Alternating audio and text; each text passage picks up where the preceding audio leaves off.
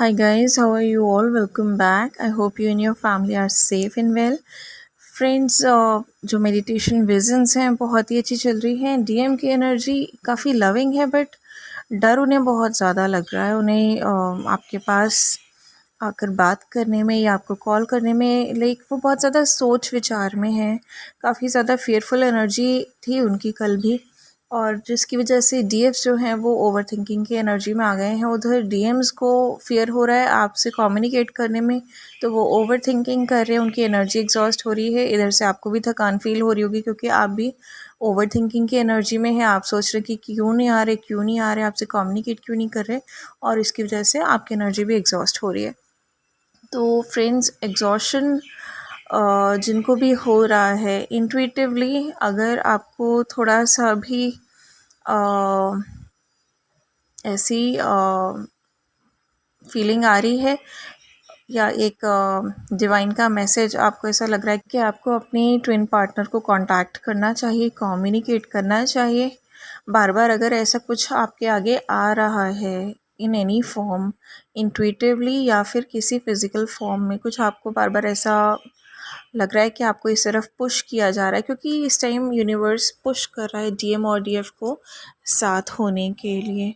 जो थोड़े बहुत उनके ऑब्स्टिकल्स उनके बीच में आ रहे थे उनको हटाया जा रहा है बाय फायर ड्रैगन्स। और ये जो एनर्जी है कि दोनों में ही एक पैशन की एनर्जी होती है, एक फायर होती है, वो भी हेल्प कर रही है आपके ऑब्स्टिकल्स को रिमूव करने में। और यूनिवर्स डीएम और डीएफ को पुश कर रहा है एक दूसरे की तरफ ताकि आप लोग रीयूनियन में आ सके, क्योंकि आप लोग थोड़े से स्टक हो रहे हैं अपने डर की वजह से या पास्ट के पैटर्न्स को माइंड में रख के। लेकिन पास्ट के पैटर्न्स को अब आपको माइंड में नहीं रखना है, वो सब कुछ वाइप ऑफ कर चुके हैं यूनिवर्स। और डिवाइन जो हैं अब इस टाइम उनका पूरा फोकस ये है कि ट्विन फ्लेम्स जो हैं, जो कि कम से कम 1 साल से या 2 साल से सेपरेशन में हैं, अब उनके रीयूनियन का टाइम है। और डिवाइन का पूरा आशीर्वाद हम सभी के साथ है, सभी ट्विन्स के साथ है। तो जिन भी ट्विन्स को ऐसा लग रहा है, मैं एक बार फिर से रिपीट कर रही हूँ, मैं उन ट्विन्स की बात कर रही हूँ जो पिछले 1 साल से 2 साल से या 2.5-3 साल से सेपरेशन में है। उससे कम में जो सेपरेशन में है, मैं उनकी बात नहीं कर रही हूँ क्योंकि अभी वो अपनी जर्नी की स्टार्टिंग या मिडिल स्टेजेस में है, राइट। तो अगर आपको ऐसा लगता है, जो लोग भी सेपरेशन में हैं पिछले 1-2-3 साल से या ज़्यादा से, अगर इफ़ यू फील के आपको यूनिवर्स पुश कर रहे हैं इस तरफ कि आपको अपने ट्विन को कांटेक्ट करना चाहिए, तो प्लीज़ उन्हें कांटेक्ट करिए, सो दैट अगर वो फियरफुल एनर्जी में है तो कम से कम आप एक एक्शन ले सकें, एक दरवाज़ा खोल सकें। Let him in and communicate with you. हो सकता है उन्हें ऐसा चांस ही ना मिल रहा हो, ऐसा कोई रास्ता ही ना मिल रहा हो जिससे वो आपको कम्युनिकेट करना चाह रहे हों और वो नहीं कर पा रहे होंगे। तो उनको वो रास्ता आपको देना है, ठीक है। इसमें ईगो बीच में मत लाइएगा। अगर पहले आपके एक्सपीरियंसेस अच्छे नहीं रहे हैं ऐसा करने के बाद भी, तो भी वो पास्ट पैटर्न जो है वो वॉश अवे हो चुका है। अब आपके जो ट्विन पार्टनर है काफ़ी हद तक चेंज हो चुके हैं, तो आपको वो सब पुरानी बातें माइंड में नहीं लानी है, डरना नहीं है। उन्हें एक रास्ता, कोई साइन, कुछ भी देने की कोशिश कीजिए जिससे कि वो आपके पास आकर या आपको मैसेज करके, कॉल करके कम्युनिकेट कर सकें। और अगर इफ़ यू फील लाइक आप कंफर्टेबल हैं या आप बिना किसी एक्सपेक्टेशन के उन्हें कॉल करने की कंडीशन में हैं, तो उन्हें मैसेज कर सकते हैं, आप उन्हें कॉल कर सकते हैं और कम्युनिकेट कर सकते हैं। अगर वो अपने मन की बात नहीं बता पाते हैं मैसेज करने के बाद भी, तो भी एटलीस्ट आप अपनी साइड से अपनी फीलिंग्स बहुत ही क्लीन एंड क्लियर वे में बता सकते हैं, अपने इमोशंस को एक्सप्रेस कर सकते हैं। और कुछ इस तरह से कर सकते हैं कि वहाँ से कुछ भी रिस्पॉन्स आए आपको हर्ट नहीं होगा, ठीक है। अगर आप इतनी स्ट्रेंथ में हैं तो ही उनसे कम्युनिकेट कीजिए। यूनिवर्स भी उन्हीं लोगों को पुश कर रहे हैं कम्युनिकेशन के लिए जो कि इतनी स्ट्रेंथ में है ऑलरेडी, ठीक है। And it's not for everyone. मैं इसीलिए बार बार कह रही हूँ कि जिनको भी ऐसा पुश मिल रहा है वो कम्युनिकेट करें। बिकॉज़ पिछले 1 हफ़्ते से मैं जो मेडिटेशन विज़न्स देख रही हूँ वो यही हैं कि डीएमडीएफ हैं, एज़ अ कपल वो रीयूनाइट हो गए, वो मिल गए हैं, कुछ की शादी हो गई है, फैमिली स्टार्ट हो गई है, कुछ कमिटमेंट की एनर्जी में हैं, लाइक जो ऑलरेडी मैरिड हैं, और वो दोनों साथ में मिलकर मैंने उनका बहुत ही रैपिड, बहुत ही फास्ट और हाई लेवल से डीएनए अपग्रेडेशन भी देखा। और ये लोग अब अवेकेंड हो चुके हैं, और उसके बाद उन्हें सोल पर्पस करते भी देखा, और उसके बाद उनका मोक्ष भी देखा, उनका हायर डायमेंशंस में एसेंशन भी देखा, उनके नए रूप भी देखे, लाइक एंजेलिक फॉर्म देखा मैंने ट्विन फ्लेम्स का अर्थ के डायमेंशन से ऊपर उठने के बाद, और एज अ अवतार सेल्फ भी जन्म का समय मैंने देखा ट्विन फ्लेम्स का। तो हायर प्लैनेट्स के एसेंशन भी हमारे ज़रिए आगे होंगे, और एज एन एंजेलिक बीइंग भी हमें काम करना है इन्हीं एसेंशंस पर, अलग अलग वर्ल्ड के साथ, अलग अलग प्लैनेट्स के साथ, अलग अलग डायमेंशंस में।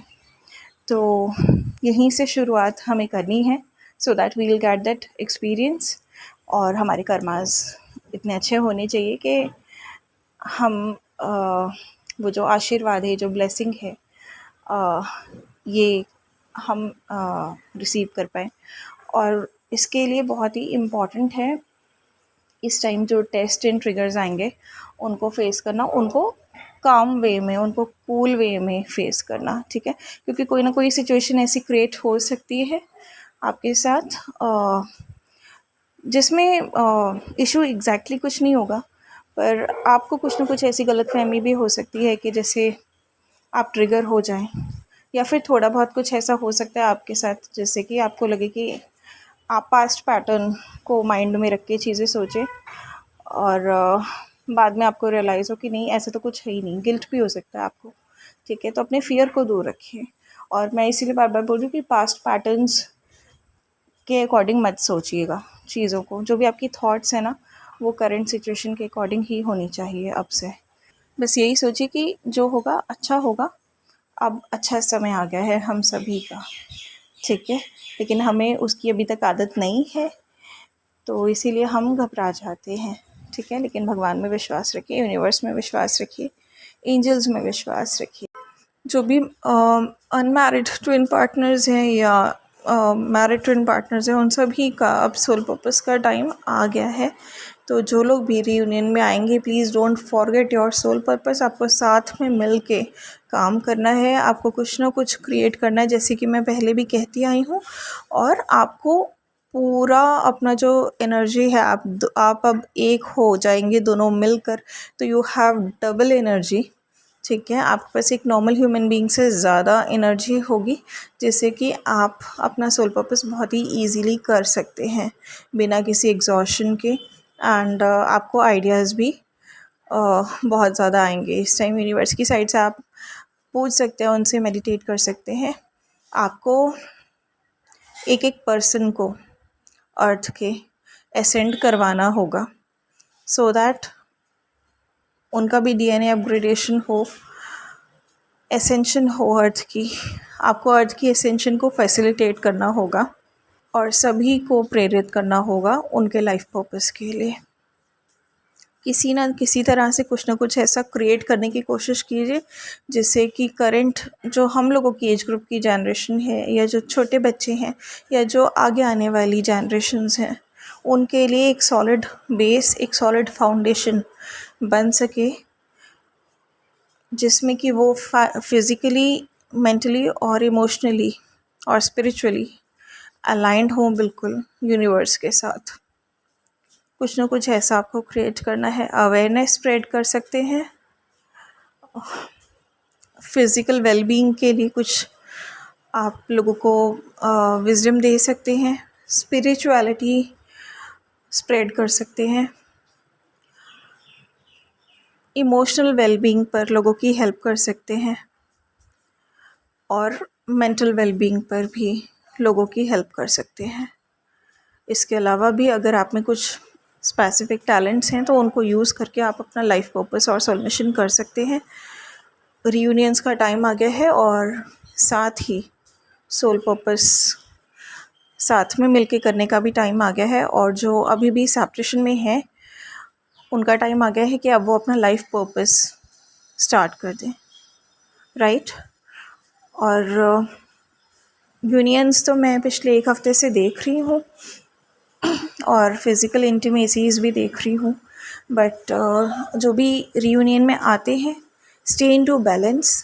एकदम से किसी भी इमोशन को, ना तो आपको लाइक फट नहीं पड़ना किसी इमोशन के लिए, ना तो आपको अपने इमोशंस को सैबोटाज करना है, रिस्ट्रिक्ट करना है, और ना ही आपको अपने इमोशंस को एकदम से ऐसे ओवरफ्लो कर देना है कि बाढ़ ही आ जाए। दोनों काम नहीं करने हैं। Shiva and Shakti are the energies of balance, ठीक है। And similar cases with you guys, आप लोग ट्विन पार्टनर्स हैं। बैलेंस आपका मेन पर्पस है अपने आप को, अगर आपको यूनिटी में रखना है तो, ठीक है। तो ये बैलेंस जो है ये हर तरह से मेंटेन करके चलिए, स्पेशली इमोशंस में, ठीक है, क्योंकि हर एक्सप्रेशन हमारा किसी न किसी इमोशन की वजह से ही ड्राइव होता है, राइट। तो अपने इमोशंस को बैलेंस में रखिए। बैलेंस का मतलब रिस्ट्रिक्शन नहीं होता है और ना ही ओवरफ्लो होता है।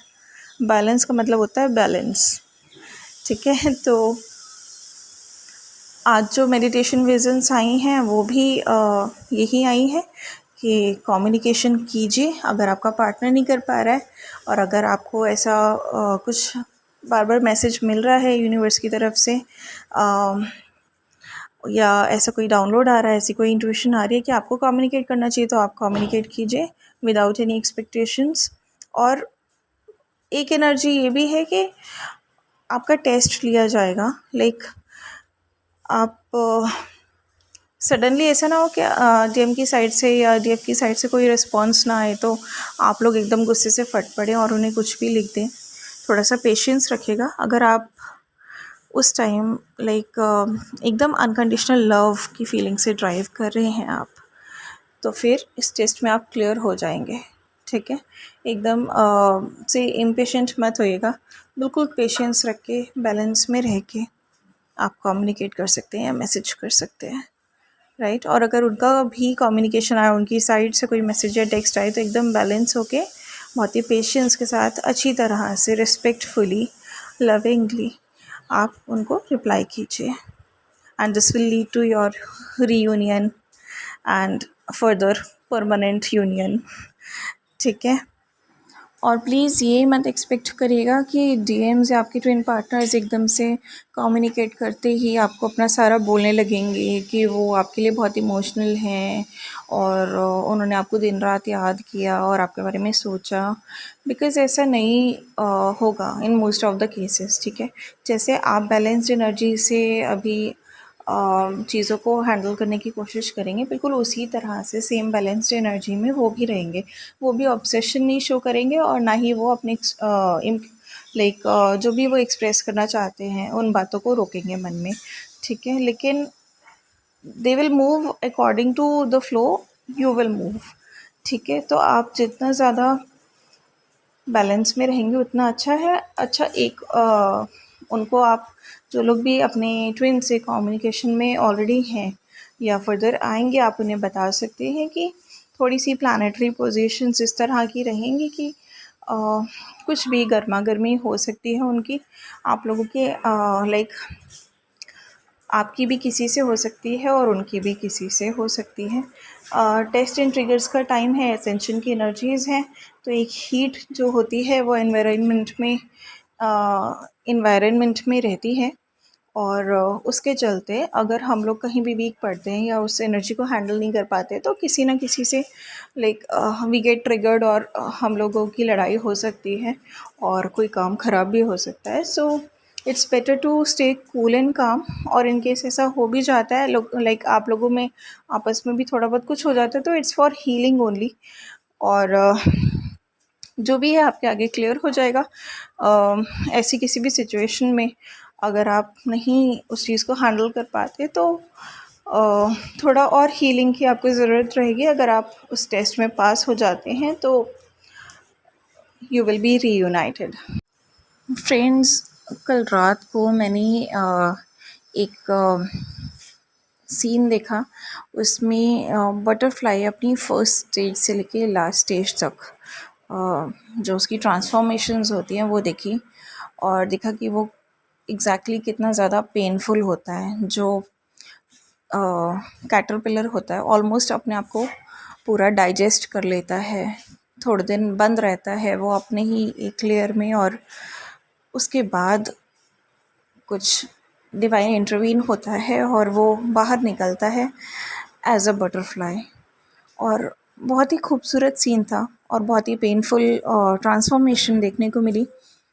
और दिस मेड मी रियलाइज़ के डीएम्स या जो भी आपके ट्विन पार्टनर्स हैं इन सेपरेशन, वो भी हमारी तरह उतने ही पेन से गुजरे हैं जैसे कि हम। ठीक है, तो ये जो पर्सपेक्टिव है ये अपने माइंड में हमेशा रखिएगा।